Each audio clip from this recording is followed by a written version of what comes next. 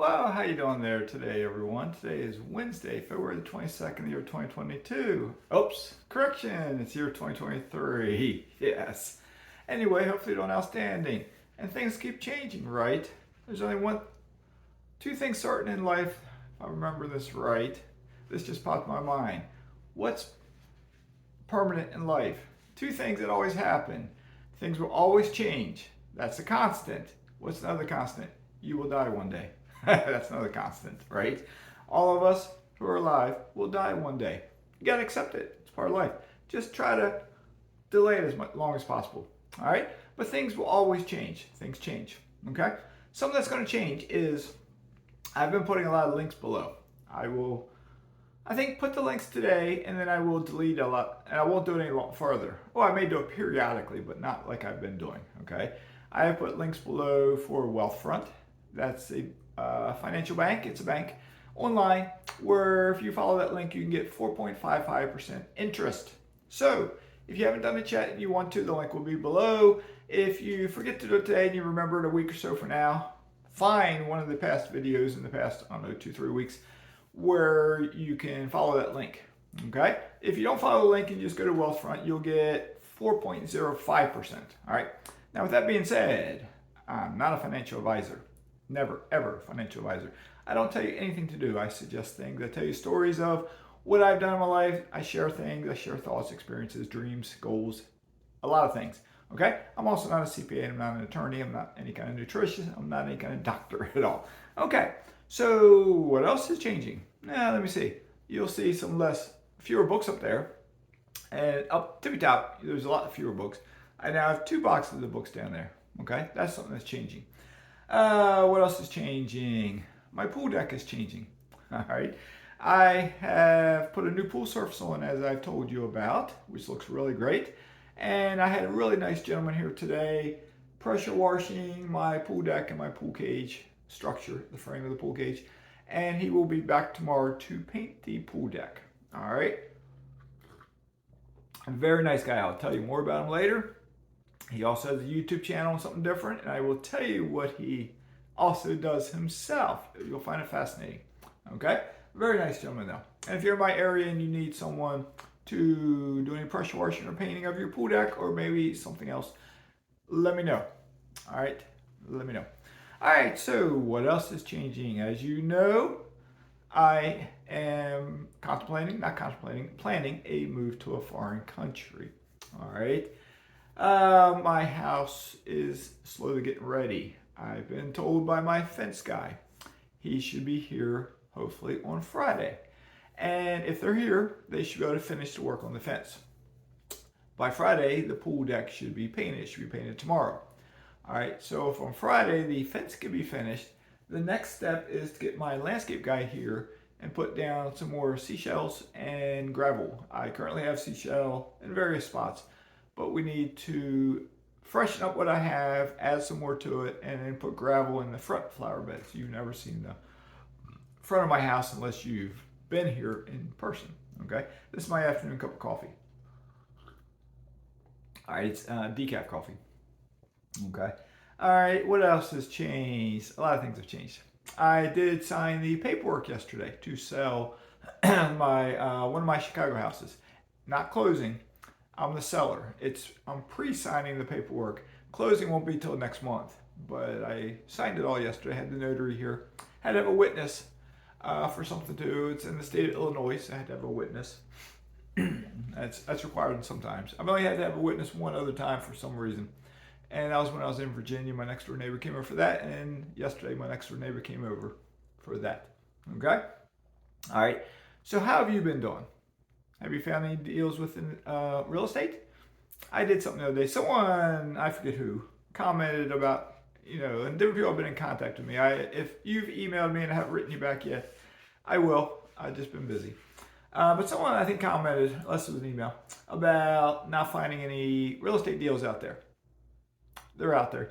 I checked a couple of different markets on realtor.com. I found potential buys for myself. Okay, I'm not in a position to pursue one of them right now, but they're out there. Every single time I look at realtor.com for the markets I'm familiar with, and that's like 3 different markets. Every single time I can find a house that is worth pursuing. It doesn't mean I'm going to get it. It doesn't mean that they're asking the proper price for me to get it. But what I'm saying is the deals are out there. All right. This is where so many of you, even folks who used to be in my mastermind group, are missing this. The deals are out there. All right. You by now, if you want to buy real estate, should know your target buy price, right? And you should know your target rent price at such and such a buy price. You buy it at this price, it should rent at this price for you to positively cash flow, because hopefully you know what interest rate you'll get, you know roughly what your mortgage will be, you know roughly what taxes and insurance will be. Hopefully you've done that research so far. If you've been watching my channel, you should have been doing this. You need to study your markets. I don't stress that enough, but you need to study your markets, all right? And then if you start looking, let's just say your buy price is $75,000, okay? And let's say when you look, the cheapest house you can find is $100,000. Are you going to be one of those people who say, there's no deals out there? Well, if you are, you're in that camp of someone who's not a serious investor, you don't know what you're doing, you need some guidance, okay? My way of looking at it is, if a house is listed for $100,000 and it meets my other criteria as far as the house itself goes, I can offer less money. There's no law saying you can only offer 5% less or 10% less. There's no law like that. You can offer anything you want.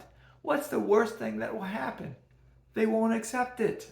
That's it. No one's going to come beat you up because you made a lowball offer. No one's going to shoot you. No one's going to kill you because you made a lowball offer. So why are you scared about making a lowball offer? And if you find a house that is under your criteria, like dollar-wise, it's cheap. Say that's $75,000 criteria. Let's say you find a house that's $40,000 and it looks from the pictures like it should be a $75,000 house. So you get your trusted boots on the ground. That could be yourself if it's in your area, or your trusted boots on the ground in the other area to go look at it for you. And you or them could see, is there structural damage? Does it need cosmetic work? Does it need new floors, paint, whatever, windows, doors? Does it need that stuff? Okay. Maybe it is a true deal. You don't know who the seller is. Maybe they need money. They're desperate, okay? Maybe they have bad guidance on what they should sell it for. Who knows? So maybe you don't have to lowball offer. Maybe you have to make an offer. But I'll give you a true story of a house I bought. When I found it, and I knew at the time I bought it, this was almost exactly a year ago, okay? I knew at the time I bought it, people in my mastermind group were looking for houses, okay? I had been delinquent on looking at realtor.com. All right, but a little slow. I was living down here. I was doing, I was a little slow. So anyway, I was looking one day and I found a house. I think it was on page 2. Like, you look at it one page, it's on page 2. The next, you click a link, page 2. So that means it had been there for a little bit of time, okay? It wasn't just put up 20 minutes before. It had been there for a little bit of time. The asking price was $39,900. I saw the picture, the thumbnail picture, and I was like, what's wrong with this house? Okay. So I then looked at the pictures. I saw it had hardwood floors. I knew they needed to be restained, but they, from pictures, looked to be okay. I knew the walls needed to be painted. I knew it needed a little bit of work in a bathroom or a kitchen, whatever it was. By pictures, it looked like everything structurally looked okay, but without me being there, because I didn't live there, I didn't know. So I, really quick, contacted my real estate agent, contacted my property managers, asked them to coordinate checking that house out. Because my property managers can't just walk into the house. You need a real estate agent. So they both went there. After they went there, I spoke with my realtor and I spoke with my property manager, independent of each other, so they could give me their perspective. They both told me kind of sort of the same thing. It needed work. It needed some upgrading. It needed GFCI outlets in the kitchen and the bathroom. It needed the floors. It needed painting. It needed some other stuff. Okay. And I was like, I can do that. I knew more or less what rehabs cost in that area from doing them in the past. So I said I could do that. So I talked to the real estate agent and I said, hey, I'm interested in putting an offer in. And he said, okay, well, guess what? I found out there's already one offer on the table. Okay, and I said, okay. I said, well, I can offer a little bit more than that because I had run the numbers. I knew 39.9 was a killer buy. Okay, and so I said, I think I said like 41,000. And he said, do you want to put an escalation clause in it? And I said, yeah, good idea. I said, what do you recommend? He said, how about $500? And that escalation clause would mean, say I'm offering 41,000. If someone else offered 41,000 or so, I would offer $500 above their offer. Whatever their offer was, if it beat my offer, tied my offer or beat my offer, I then automatically am offering $500 more. And he said, we should put a cap on it. You can't do that indefinitely. So I might offer 100 grand for it. You don't want to, pay 100, you got to put a cap on it. So my ear itches for some reason. So we decided $45,000 would be my cap. Okay. So they had whatever, it was like a couple of days later was going to be the deadline for offers. So the real estate agent called me up one day, a couple of days later, and he said, well, guess what? There's a total of 8 offers in on the house, counting yours. 8 offers in. One offer came in at exactly $45,000. He goes, the agent is sending me the paperwork, so they're not making this up, to show proof, but it came in at $45,000. So the listing agent has a question for me. The question is, because remember my cap was $45,000. My question is, are you willing to pay $500 more than $45,000? I said yes. So they accepted my offer, $45,500. I paid above asking price, which was $39.9. Why did I do that? All right, here's why. I rehabbed that house. All right, I put almost 20 grand into it. The original estimate came in at like 12 or 13, but supply chain issues, prices, inflation, the actual estimate came in at 19,000 and something, whatever it was, say 20 grand. So that's the rehab work, 20 grand. So you figure 45.5 plus 20 grand is 65.5. It's actually about 65,000 because it was 19,000 something. So about 65 grand all in to buy the house. How much do you know about real estate and running numbers? Okay. I'm sure by now you've heard something called the 1% rule. The 1% rule is whatever a house costs, $100,000, 1% of that, if you rent it for 1%, it should be safe, which would be $1,000 a month. Okay. So $65,000 all in, which means using the 1% rule, if I could rent it for $650, I should be okay. Doesn't mean it's a good buy. The 1% rule does not mean it's a good buy. It means you need to do some more investigating into that house. So this is renting now. Because a couple things happened. It rented last summer, sometime late last summer, and the tenants after 2 months stopped paying and they had to get evicted. Okay, so they got evicted. By the time they get evicted and get out, it was like late summer, early fall, whatever. By the time they get evicted and get out, it's wintertime, which is wintertime now. And it took a little bit, and then a Section 8 tenant was located, and they're now living in it. And rent is $1,250. Okay, $1,250. My buy price was $65,000. That's pretty close to meeting the 2% rule, right? My rent is, if $650 is the 1% rule, and I'm at $1,250, I'm pretty daggone close to being the 2% rule. Okay, which means I am positively cash flowing. I have a good cash on cash yield.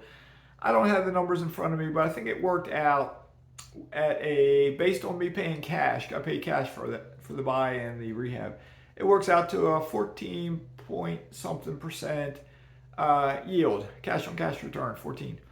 Can you live with a 14% return? Okay, I can. Now, I did try to get that house refinanced, and I tried using Kiavi. I need to make a video on this. I have 2 videos that keep getting more views constantly. my two Kiabi videos. I've used them, I tried to use them 3 times. I was successful 1 time and 2 times unsuccessful. They kept changing the rules on me in the middle of everything. They did it from the one successful one, they've done it on the other 2. Other things happen. I personally no longer recommend them. So if you have watched one of my other videos where I recommend them, I personally do not recommend them. If you decide to go with them, do your own due diligence. You may have a better experience than I did. I don't plan to use them. Not saying I'll never use them. Things change. Things always change. Okay. So with that being said, I'll wrap this up. I've mentioned kiwi quite a bit in different videos. Eating kiwi is healthy. I've mentioned green tea is healthy.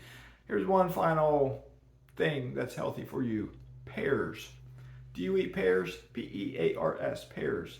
Pears are good for you, just like apples are good for you. Pears are good for you. They have another something in them that is very good for you that can help you lose weight if you so desire. It can help you reduce belly fat if you so desire.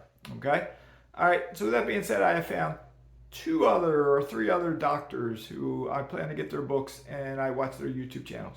Okay, I have a video out about Dr. William Lee, Eat to Beat Disease. Great book. Everyone, even those of you who are in shape, need to read it. It could save or extend your life, or it could save your life. These other 2 doctors, once I get their books and read them, I will tell you about them. Again, my recommendation, I believe, based on their YouTube videos, is you should read their books, or watch their YouTube channels. All right, so with that being said, remember the links below will stay there today for Wealthfront. I already removed the one for Upside. Upside is where you can save on gas.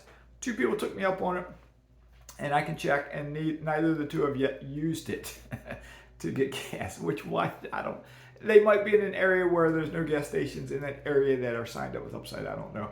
But it can save you money on gas. It can save you money at supermarkets and restaurants. But it's area specific. Maybe my area has more than your area. I don't know. So I took that off the other day. Wealthfront will be disappearing. The link for Dr. Lee's book will be disappearing. Okay, you've had plenty of opportunity to do all 3 things. I'm not doing it for my benefit. I'm doing it to help you. If you're not interested, so be it. All right, this is way too long. So with that being said, thank you for watching. Thank you to my new subscribers. I appreciate it. Remember, keep investing, stay frugal, keep loving life. Green tea is great for you. Coffee is great for you as well. Stay safe. Maskies signing out.